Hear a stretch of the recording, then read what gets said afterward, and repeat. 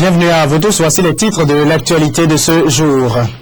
Les douanes togolaises à l'heure du bilan à mi-parcours, 2 ans après la mise en œuvre du projet de l'amélioration des performances des douanes, elles ont présenté leur bilan au cours d'une rencontre avec la presse ce matin. La coalition Arc-en-Ciel en meeting ce mardi à Sagoville. La tête de liste Arc-en-Ciel du Grand Lomé, Doji Apevon, a invité les populations à voter sa liste le 25 juillet prochain. Et puis, au Mexique, la police vient de mettre la main sur Miguel Angel Treviño Morales, alias Z40. Il est le chef d'un cartel de drogue qui a à son actif plusieurs meurtres. Une arrestation effectuée sans violence. Voilà pour le sommet. Merci à vous tous de vous informer en notre compagnie. L'heure du bilan a sonné pour les douanes togolaises. Depuis 2011, elles se sont dotées d'instruments et d'outils de performance pour mesurer leurs prestations. 2 années après l'installation de cet outil, les douanes togolaises étaient face à la presse ce matin pour faire le bilan à mi-parcours de l'emploi de cet outil. Apolline Abaki. Au menu de cette conférence de presse organisée par les douanes togolaises, le bilan des activités de la politique de réforme et une présentation de l'informatisation des services. En effet, depuis 2011, les douanes togolaises se sont lancées dans un vaste projet de l'amélioration des performances de leurs services pour faciliter le commerce et le transport de l'axe du corridor Abidjan-Lagos. À cette conférence de presse, le directeur général des douanes, Kodjo Adedje, s'est livré à cet exercice de présentation des résultats de ce projet. Le vaste programme d'assainissement des finances publiques du gouvernement lancé depuis 2005 a conduit les douanes togolaises à réformer leur cadre juridique et institutionnel afin de mieux répondre aux missions de mobilisation optimale des recettes, de facilitation des échanges, de protection des citoyens et de la lutte contre la fraude en général. Actuellement, il convient de préciser que notre système d'exploitation, ça c'est important, est un système centralisé. L'interconnexion avec le Burkina Faso est effective depuis quelques mois. Le transfert vers les magasins et aires de dédouanement sont aujourd'hui automatisés. Autre résultat, les douanes ont enregistré 176 milliards de francs CFA en 2012, soit une augmentation de 46% par rapport à 2009. Toujours dans cette dynamique de réforme, les douanes ont signé un protocole d'accord avec les professions maritimes. Ce protocole prévoit d'aider les douanes à réduire le délai entre l'arrivée d'un navire au port autonome de Lobé et l'enregistrement du manifeste. Les professions maritimes, c'est-à-dire surtout les consignataires de navires, nous sommes ceux qui font venir les navires. Au Togo, c'est nous qui représentons ces navires et c'est nous qui apportons les marchandises au Togo, soit par conteneur, soit en vrac, soit les véhicules à nu. Et quand ces navires arrivent ici, il y a ce que nous appelons le manifeste, qui est le document fondamental avec lequel la douane togolaise doit travailler. Et sans le dépôt à temps de ce manifeste, tout le processus, toute la procédure est retardée. Donc aujourd'hui, nous avons signé un accord avec la douane togolaise pour qu'ils nous accordent la facilité qui nous permette de déposer à temps ce document qui leur permettra de faire rapidement leur travail, et ils nous donnent aussi la possibilité de faire des corrections éventuelles qui puissent arriver quelques heures après le départ du navire. L'amélioration des performances vise également à sécuriser les recettes en augmentant le rendement fiscal. Les douanes togolaises espèrent atteindre dans leurs performances une douane sans papier pour mettre fin aux fraudes. Enfin, les organisations syndicales du Togo disposent d'un outil pour influencer la politique de développement du pays. Le CARES Togo entendait Comité d'analyse et de recherche syndicale du Togo, un organe intersyndical qui va permettre aux organisations syndicales de mieux porter un regard sur la définition et la mise en œuvre des politiques économiques et sociales du Togo. Nous reviendrons certainement sur cet élément dans la suite de cette édition. Une trentaine de journalistes de différents médias du Togo sont réunis à Kpalimé depuis ce lundi. Ils prennent part à un atelier de renforcement de capacité organisé par la Commission électorale nationale indépendante CENI et le Haut Commissariat des Nations Unies aux droits de l'homme HCDH. Cet atelier va permettre aux journalistes d'être mieux outillés sur l'écriture journalistique en période électorale. Cassandra Naouli, Edwige Larrey.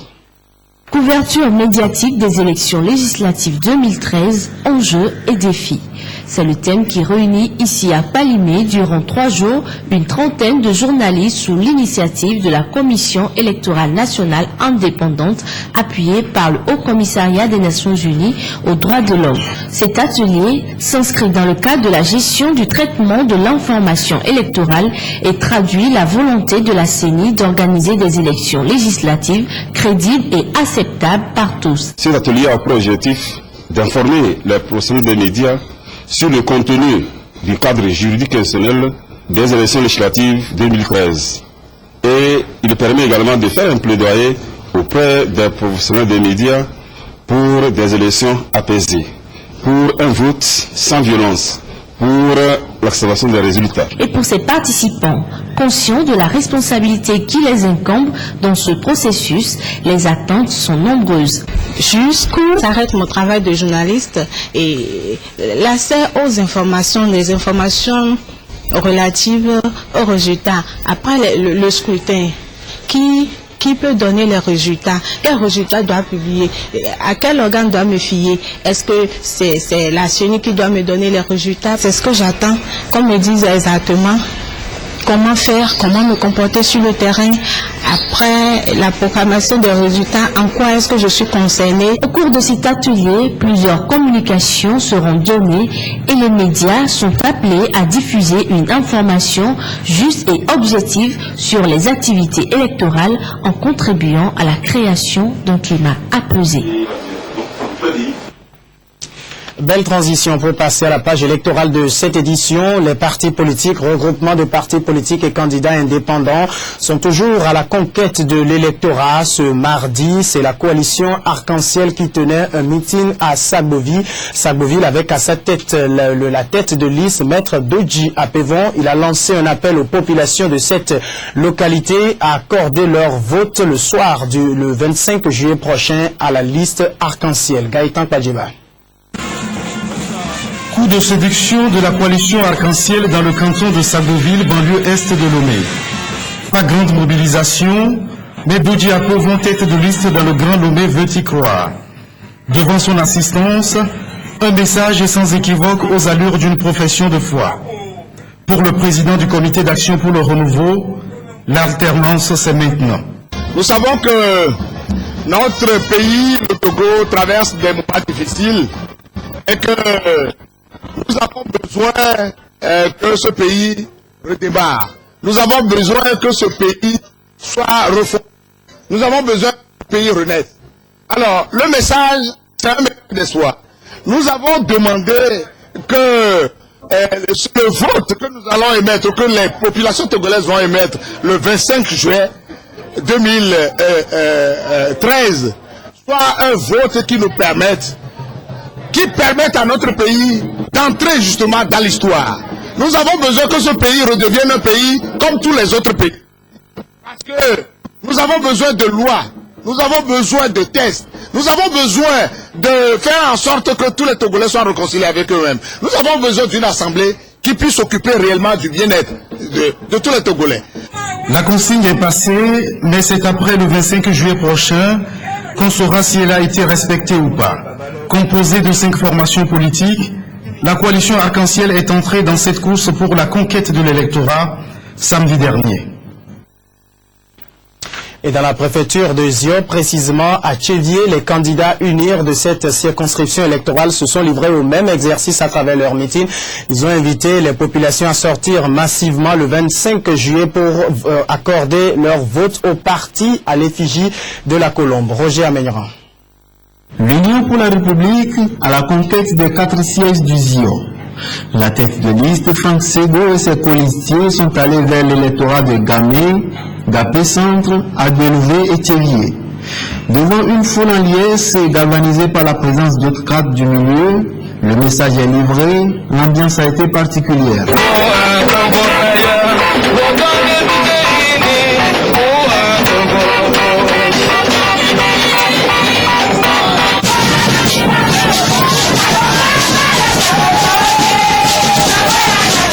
Le message que nous avons apporté à nos frères et sœurs, c'est de voter la liste unie afin qu'on puisse faire face aux problèmes du développement. Le message est bien reçu. La population entend faire le bon choix, mais attend beaucoup des candidats. D'abord, nous n'avons pas de l'eau chez nous. Il n'y a pas le marché. Il n'y a pas le lycée. Donc, c'est les trois besoins que je peux dire que ce sont des besoins cruciaux. Des besoins justement connus, sinon maîtrisés de la liste unie ZIO, qui promet de surprendre positivement. Nous sommes natifs de ce milieu et nous connaissons les problèmes de chaque localité. Quand nous serons élus, les problèmes seront résolus. L'occasion a été pour les premiers responsables de l'UNIR d'apprendre à la population comment voter le jour du scrutin. Prestations d'artistes et prières religieuses ont été entre autres les activités au menu de cette journée. Depuis quelques jours, les musulmans du monde entier sont entrés dans le mois saint du Ramadan. C'est un mois de prière et de jeûne, mais également un mois de grande consommation, surtout à la rupture du jeûne. Des produits de première nécessité, des fruits sont vraiment sollicités. Malheureusement, c'est le mois où les prix de ces produits flambent le plus. Spéculation oblige. Une de nos équipes de reportage est allée faire le tour sur quelques marchés pour constater cette hausse des prix de ces produits de première nécessité. Inès a ciblé pour le compte rendu.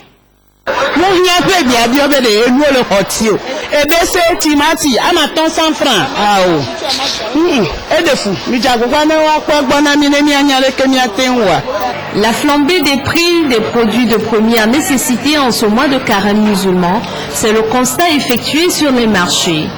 Les produits sont taxés à la base parce qu'ils savent qu'on est obligé de les payer. Malheureusement, ce n'est pas le moment de faire de bonnes affaires. Ces produits concernés sont entre autres les fruits, les légumes et les poissons. Ils sont quotidiennement consommés lors de la rupture du jeûne. Avant, on payait le carton de poisson à 29 400. Avec le carême, le prix est monté à 30 600 et il n'y a pas de clientèle parce que c'est cher. Depuis le début du mois de Ramadan, les produits sont chers et la clientèle se plaint. On nous vendait les oranges 4 pour 100 francs. Aujourd'hui, elles sont à 4 pour 200. Un constat que confirment les consommateurs, en particulier les femmes, premières concernées. Il est aujourd'hui difficile pour nous, femmes togolaises, de nous en sortir avec notre commerce. Le peu de moyens que nous avons ne nous permet pas d'avoir des bénéfices, car les marchandises sont chères. Je lance un appel au gouvernement d'aider les producteurs. La rechute des prix des denrées de première nécessité dans ce mois reste un vœu pieux. Il ne devrait baisser qu'à la fin du jeûne. L'actualité à l'étranger, en bref, d'abord, sachez que le président algérien Abdelaziz Bouteflika vient de rentrer en Algérie après plusieurs semaines d'hospitalisation en France. Il est revenu dans son pays. Les médecins lui recommandent beaucoup de repos. Pour un coup de filet, c'est un coup de maître que la police mexicaine vient d'opérer. Miguel Angel Trevino Morales, alias Z40, vient d'être arrêté. Il est l'un des plus grands chefs de cartel de drogue au Mexique. À seulement 40 ans, il est l'un des chefs de gang les plus sanguinaires du pays. Les États-Unis avaient mis sa tête à prix à 5 millions de dollars. Le Mexique avait proposé 2 millions de dollars pour sa capture. Un convoi lourdement armé, direction le quartier du bureau spécialisé dans le crime organisé, mesure de sécurité exceptionnelle pour le chef d'un des cartels les plus violents du Mexique, arrêté lundi. Les membres de l'armée mexicaine ont capturé Miguel Angel Trevino Morales, 40 ans. Il est accusé entre autres d'homicide en relation avec le crime organisé, de crime, torture, vol et importation d'armes lourdes. Entre otros. 40 ans seulement et chef de gang, une proie de choix. Les États-Unis avaient offert 5 millions pour sa capture, le Mexique plus de 2 millions de dollars. Miguel Ángel Treviño, alias Z40, dirigeait le cartel des Zetas. L'armée l'a intercepté sans violence sur une route au nord-est du pays.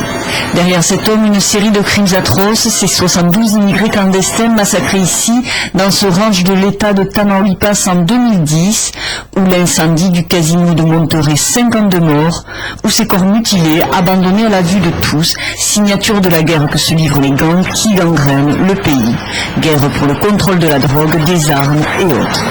Cette arrestation constitue la prise la plus importante depuis l'entrée en fonction du président Enrique Peña Nieto en décembre dernier. Un nouveau président qui a fort à faire. Un gang décapité, on le sait, se renouvelle très rapidement. Depuis plus de 5 ans, les violences générées par les cartels ont tué 70 000 personnes au Mexique.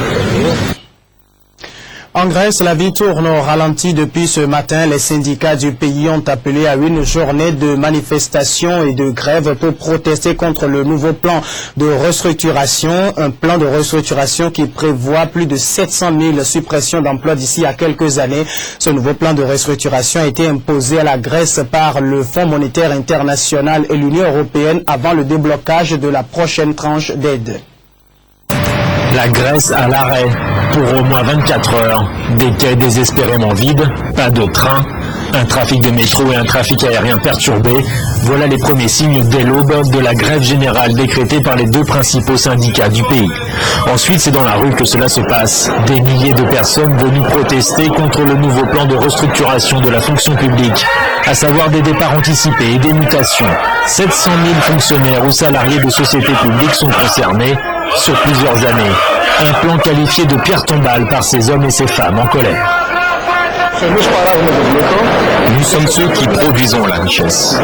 Donc, elle doit nous être redistribuée. Ce n'est pas juste que tous ces gouvernements ne servent que les intérêts de l'Union européenne et des riches qui décident de mettre fin à nos vies. Donc, nous devons contre-attaquer et reprendre le pouvoir entre nos mains et changer nos vies. Nous ne céderons pas. Notre combat ne s'arrêtera pas parce que la justice est de notre côté. Nous ne pouvons pas continuer à vivre avec seulement 400 € par mois. Nous ne voulons pas juste survivre, nous voulons vivre avec dignité, comme nous le méritons. Ce plan de restructuration est imposé par les bailleurs de fonds, l'Union européenne et le FMI. De son adoption dépend le versement rapide de la prochaine tranche d'aide internationale au pays, à savoir 4 milliards d'euros. Concrètement, la Grèce doit supprimer d'ici à la fin de l'année 4 000 emplois publics et imposer la mutation de 12 500 fonctionnaires. Les premiers concernés sont les employés de l'éducation nationale hors corps enseignant et les policiers municipaux. Un plan drastique qui a de fortes chances d'être voté. Le texte a déjà été adopté en commission par les groupes socialistes et conservateurs qui composent la coalition au pouvoir. Le vote solennel demain au Parlement laisse peu de place au suspense. Et nous revenons au Togo avec cet élément où je vous le disais, les organisations syndicales disposent désormais d'un nouvel outil pour influencer la politique de développement du pays. Le CARES Togo entendait Comité d'analyse et de recherche syndicale du Togo, un organe intersyndical qui va permettre aux organisations syndicales d'avoir un regard sur la définition et la mise en œuvre de politiques de développement économique et social dans notre pays. Norbert Dansou.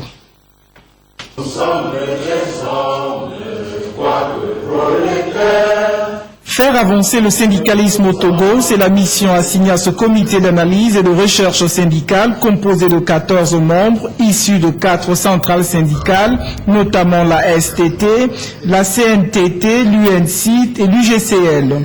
Cet organe intersyndical a l'impérieux devoir non seulement d'œuvrer à la promotion du travail décent grâce à l'action syndicale dans la définition des politiques économiques et sociales, mais il doit également mener des recherches de base de toute action syndicale. Le CARES, c'est le comité d'analyse et de recherche syndicale, créé donc par l'intersyndicale du Togo, en vue d'outiller justement toutes les centrales du Togo, en termes de laboratoire de recherche et d'analyse sur les préoccupations premières des travailleurs du Togo. Et donc pour toute action syndicale, il est important de se baser sur des recherches fiables. La mise sur pied de cet organe est une nouvelle approche syndicale qui va permettre à ces acteurs d'agir davantage de manière plus efficiente sur la définition et la mise en œuvre des politiques économiques et sociales. Et voilà qui met fin à cette édition. Merci à vous tous qui l'avez suivi depuis Cotonou et partout ailleurs dans le monde.